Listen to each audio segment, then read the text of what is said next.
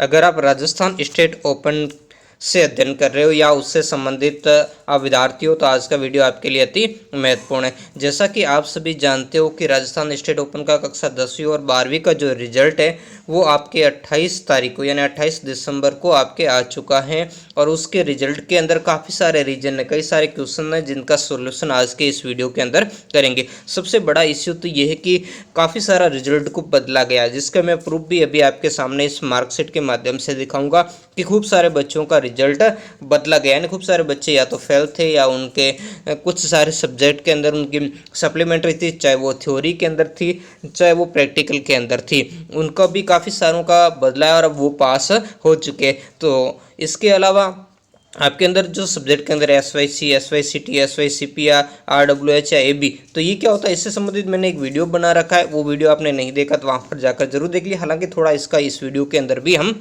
Discuss करेंगे। इसके अलावा कई सारे विद्यार्थी थोड़े से नंबर से रह गए हैं, तो क्या वो रीचेकिंग का फॉर्म कब तक भर सकते हैं, उसकी डेट क्या और कैसे फॉर्म भरना, उसके बारे में भी बातचीत करेंगे। इसके अलावा सबसे ज़्यादा जो आपकी बात करेंगे वो आपका जैसे RWH जिनका लिखा आ रहा है यानी कि इसका रिजल्ट रोक दिया गया, तो उसका क्या कारण हो सकता है। इसके अलावा आप सप्लीमेंट्री फॉर्म कैसे भर सकते हो, कब तक क्या है, और कई सारों का इश्यूज है जिसमें आपके किसी का आपके नाम, माता पिता के नाम या जन्म डेट आदि का करेक्शन क्या होगा, मार्कशीट कब तक आएगी, ये क्वेश्चन इसका भी हम इसके अंदर सॉल्यूशन करेंगे, नए एडमिशन कब तक होंगे, सारी कुछ जानकारी इस पेपर के अंदर या इस वीडियो के अंदर हम डिस्कस करने वाले हैं। तो नमस्कार दोस्तों विद्यार्थियों, मैं हूं अशोक कुमार और आपका आपके अपने परिवार कबीर क्लासेज 58 में स्वागत है। वीडियो को लाइक कमेंट शेयर जरूर करें और चैनल पर पहली बार आए तो चैनल को सब्सक्राइब करना न भूले और बेल आइकन बटन जरूर दबाएं क्योंकि ऐसे ही लेटेस्ट वीडियो यहां पर आपको मिलते रहते हैं। तो सबसे पहले हम बात करते हैं कि आपका रिजल्ट बदला है, कैसे बदला, विथ प्रूफ के साथ में यानी प्रमाण के साथ में।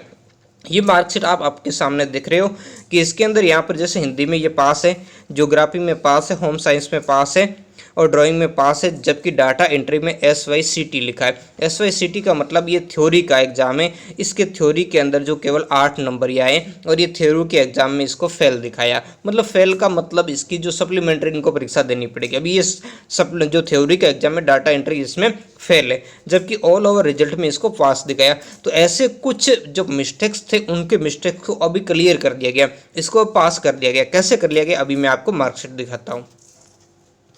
ये आप देख सकते हो इसका रिवाइज रिजल्ट, जो भी रिवाइज जरा बदला है। तो यहाँ पर आप ये डाटा एंट्री में देख सकते हो ये पास हुई है और यहाँ पर इसके जो नंबर है वो भी बढ़ चुके हैं, यानी जो 8 नंबर थे उसकी जगह भी यहाँ पर कितने हो गए, 14 नंबर हो गए।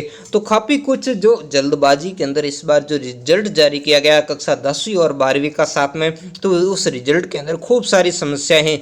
तो यहाँ पर इसके नंबर भी जो गलत फिट हुए थे अब वो सही फिट हो गए, 14 नंबर हो गए।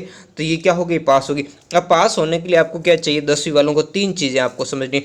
आपको जो थ्योरी का पेपर है उसमें भी आपको उसका 30% लाना है, ठीक है ना। जितने नंबर का पेपर है उसका 30%, चाहे वो 40 नंबर का हो, 80 नंबर का हो, जितने नंबर का उसका आपको 30% लाना जरूरी है। और जबकि यहाँ पर जो आपके प्रैक्टिकल है, प्रैक्टिकल में भी जितने नंबर का पेपर उसका भी आपको 30%, यानी दोनों में अलग अलग 30% के अंदर पास होना जरूरी है। अब देखो, अब जो थ्योरी वाला होता है ना उसके साथ में ये सेक्शनल जो मार्क्स भी जुड़ते हैं, ठीक है। तो यहाँ पर 14 और 8 18 हो गए। तो इस तरीके से ये क्या हो गया, 30% से ज़्यादा हो गया, तो ये पास हो गई, ठीक है। अब यहाँ पर आपको ध्यान देना है कि जो प्रैक्टिकल और जो थ्योरी दोनों में 33% लाने और जो टोटल है इस टोटल में भी आपको 33%। जैसे टोटल आपके 100 नंबर का था ना, तो 100 में से कम 33 नंबर आपको लाने जरूरी। कई सारे विद्यार्थियों के यहाँ टोटल में तो 33 आ जाते, लेकिन या तो प्रैक्टिकल में 33 नहीं आते, या फिर जो आपकी थ्योरी होता है उसमें 33%। थ्योरी का मतलब जो आपने लिखित परीक्षा दी थी और जो सेक्शनल आपके मार्क्स वो जुड़ करके वो आपका 33% नहीं होता है, तो भी आप क्या होते हो, पास नहीं हो पाते हो। तो इसी कारण SYC का मतलब होता है कि आपके यहाँ पर टोटल के अंदर जो 33% आने थे वो नहीं आए, तो आप सीधा उस सब्जेक्ट के अंदर फेल हो, यानी उसमें आपको बाद में सप्लीमेंट्री देना पड़ेगा। और SYCT का मतलब होता है कि आप थ्योरी के अंदर यानी जो लिखित परीक्षा आपने दी उसमें आप फेल हो गए हो और उसका एग्जाम आपको दोबारा देना होगा। इसके अलावा SYCP का मतलब आप प्रैक्टिकल में फेल हो गए और प्रैक्टिकल का एग्जाम दोबारा देना पड़ता है। मतलब इन तीनों ही बातों में ये है कि जो जो आपको 33% उनमें चाहिए थे वो आपने प्राप्त नहीं किए और इसी कारण आपको क्या कर दिया गया, फेल कर दिया गया। तो इसके लिए आप क्या कर सकते हो, दो रास्ते हैं आपके पास में। एक तो रीचेकिंग का आप फॉर्म भर सकते हो, ठीक है। तो रीचेकिंग का फॉर्म कैसे भरना, पहले मैं सत्य बता देता हूँ, यहाँ आपको कोई झूठी जानकारी नहीं। देखो रीचेकिंग का फॉर्म भरते हो ना, तो इसमें चेंजेस बहुत ही कम होते हैं और कई सारे विद्यार्थियों के नंबर कुछ एक नंबर बढ़ भी जाते हैं और कई सारे विद्यार्थियों के कुछ एक नंबर कम भी हो जाते हैं। लेकिन ये जो रिजल्ट के अंदर अभी जैसे आपके सामने मैंने प्रूव किया दिखा, अगर ऐसी गड़बड़ी सामने आ रही है तो इसी कारण एक बार आप बोर्ड को मेल वगैरह करके अपने स्टडी सेंटर से संपर्क करके रीचेकिंग के बारे में आप जरूर कीजिए, ताकि आप पास हो सकते हो। क्योंकि ऐसी अगर कोई मिस्टेक, देखो रीचेकिंग का मतलब होता है आपकी कॉपी दोबारा जांच नहीं होती, सिर्फ आपके जो कॉपी के अंदर प्रश्नों के नंबर दिए वो टोटलिंग होती है। इसको रीटोटलिंग कह सकते हैं, रीचेकिंग नहीं कहेंगे, इसको रीटोटलिंग है ना। नंबर की टोटल्स होगी, कहीं नंबर की जो काउंटिंग के अंदर कहीं गलती नहीं होगी, वो गलती आपके यहाँ इसमें अंदर वो देखी जाएगी, उसकी दोबारा जाँच होगी और उसमें फिर फाइनल जो भी आएगा, कम होगा ज़्यादा होगा, वो नंबर फिट किया जाता। हालांकि पिछले काफ़ी सालों का एक्सपीरियंस, जैसा कि मैंने वीडियो भी बनाया और उसकी वीडियो आपको जो प्लेलिस्ट के अंदर मिल भी जाएगी, जिसका लिंक आपको आई बटन में भी दिया, डिस्क्रिप्शन बॉक्स में भी दिया है, तो उसके अंदर यही पता चला है कि रीचेकिंग में ज़्यादा फेरफार नहीं होता। लेकिन अब रिजल्ट के अंदर इस टाइप का हम देख रहे हैं, ये आपके सामने प्रूफ है, ये 8 नंबर से 14। तो एक बार अगर आपके पास में ऐसा, एक बार तो आप दोबारा रिजल्ट चेक कीजिए और फिर भी अगर कोई चेंजेस आपके रिजल्ट में नहीं हुआ तो एक बार आप रीचेकिंग का फॉर्म भर के भी आप देख सकते हैं। उसको कोई ज़्यादा शुल्क नहीं है, नाम मात्र का शुल्क लगता है। इसका सारा प्रोसेस आपको जो मेरा जो अपने ब्लॉग है कबीर क्लासेज 58, उस ब्लॉग पर आपको इसकी जानकारी मिल जाएगी, वहाँ फॉर्म वगैरह भी बच जाएगा। और जो रीचेकिंग का फॉर्म भर के आपको जो भी उसका शुल्क है उसकी डीडी बनानी है, डीडी बना करके आपको स्पीड पोस्ट के माध्यम से जो राजस्थान स्टेट ओपन बोर्ड को भेज देना है, ठीक है ना। तो वहाँ भेजोगे तो उसके बाद में आपकी रीचेकिंग हो सकती है, ठीक है।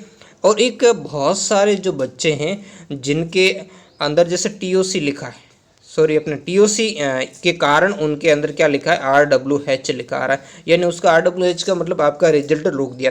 तो बहुत सारे बच्चों की जो आपके स्टडी सेंटर से जो TOC है, जो 2 सब्जेक्ट की आपके भेजी जाती है, तो वो भेजी नहीं गई है, या फिर भेजी गई है तो वहाँ बोर्ड के अंदर उसको एक्सेप्ट नहीं किया गया, या फिर कुछ जैसे कारण हो सकते हैं कि जैसे आपने ऑनलाइन फॉर्म भरा था, उसमें आपने 5 सब्जेक्ट की फीस भरी थी, लेकिन बोर्ड के पास 4 सब्जेक्ट की गई है आपकी गलती से, या फिर ई मित्र वाले की गलती से, किसी भी वजह से, तो ये आपका रिजल्ट वहाँ पर भी रोक दिया गया। ऐसी चीज़ें, तो उस चीज़ को भी आप क्या कर ले, एक बार कंफर्म कर ले और इस जो आपका रिजल्ट रोका गया उस रिजल्ट को आपको जारी कर दिया गया।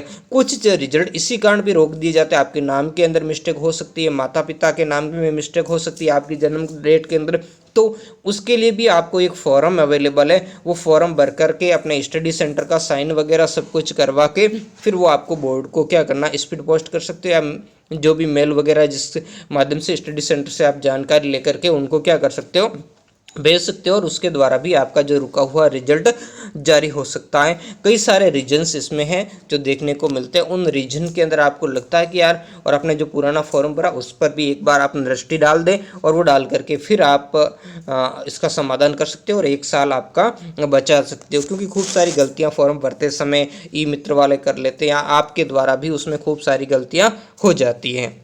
तो आपने ये तो प्रूफ से देख लिया ये कि ये जो फेल था वो फेल बच्चा यहाँ पर क्या हो गया, पास हो गया। तो इसलिए आपका जो रिजल्ट है उस रिजल्ट को एक बार चेक जरूर करें। अब कई सारे बच्चों का क्वेश्चन ये है कि मार्कशीट कब आएगी, तो वैसे देखो अभी रिजल्ट के अंदर जो ये फेरफार चल रही है ना, ये सारी प्रक्रिया, और जो जिनका रिजल्ट रुका हुआ है उनका रिजल्ट, वो जो भी बच्चों के अभी ऑब्जेक्शन आएंगे, उनकी शिकायतें आएंगी, उनकी क्वेरीज आएगी, उनका समाधान होगा, उसके बाद लगभग 20 फरवरी के बाद में ही लगभग ये मार्कशीट जारी होने की संभावना, कोई निश्चित डेट नहीं, लेकिन लगभग एक आइडिया मैं बता रहा हूँ। और जो बच्चे नया एडमिशन लेना चाहते हैं कक्षा 12 के अंदर, वो बच्चे 15 जनवरी तक एडमिशन ले सकते हैं। लेकिन ये ध्यान रखना कि उनको सिर्फ 4 सब्जेक्ट में ही एडमिशन मिलेगा, 5 में नहीं। तो मतलब है आगे 1 सब्जेक्ट के लिए आपको अक्टूबर के अंदर जो अप्लाई है वो तो करनी ही पड़ेगी। इसका कारण क्या है कि जितना दोनों के बीच में जो गैप चाहिए था वो गैप नहीं बन रहा, इसलिए। और कई सारे स्टडी सेंटर आपको मना भी कर सकते हैं इसी कारण से, क्योंकि इससे बहुत सारे 4 सब्जेक्ट का सब्जेक्ट होने के कारण, लेने के कारण एग्जाम में इश्यूज आएंगे। तो इसी कारण कई सारे जो स्टडी सेंटर आपको मना भी करते होंगे, क्योंकि जो सेपरेट जो गैप है वो गैप क्या चाहिए वो आप ब्लॉग पर जाकर आप देख लीजिए, वहाँ मैंने बता रखा है। वो सेपरेट गैप आपके बीच में होना चाहिए, ठीक है। यानी आप 5 सब्जेक्ट का जो मिनिमम एग्जाम देना चाहिए वो नहीं दे पाओगे, 4 सब्जेक्ट का ही दे पाओगे। एक सब्जेक्ट का आपको बाद में अक्टूबर में देना पड़ेगा, ताकि बीच का जो गैप है वो बराबर हो जाए। तो आशा करता हूँ कि सारी आपकी क्वेरीज यहाँ पर सोल्व हो गई होगी। अगर फिर भी आपकी कोई क्वेरीज रहती है तो आप कमेंट करके मुझे बता सकते हो, और भी कोई नई अपडेट्स आएगी उनके बारे में आपको जल्दी ही जानकारी दे दूंगा। और एक सप्लीमेंट्री के बारे में, अब जो बच्चे जैसे रीचेकिंग करवा लिया, कोई अच्छे जिनको अच्छा रहे कि हमारा रीचेकिंग से कोई मतलब नहीं है, उससे कोई नंबर नहीं बढ़ने वाला, ठीक ठाक नंबर आए, तो वो सप्लीमेंट्री फॉर्म भर देंगे। इससे संबंधित डेट्स है वो जल्दी ही आने वाली हैं, और उस डेट्स के बारे में मैं अगर आते ही मैं आपको वीडियो के माध्यम से क्या करूँगा, इन्फॉर्म कर दूंगा। और जो रीचेकिंग की जो लास्ट डेट है वो है आपकी 11 जनवरी तक।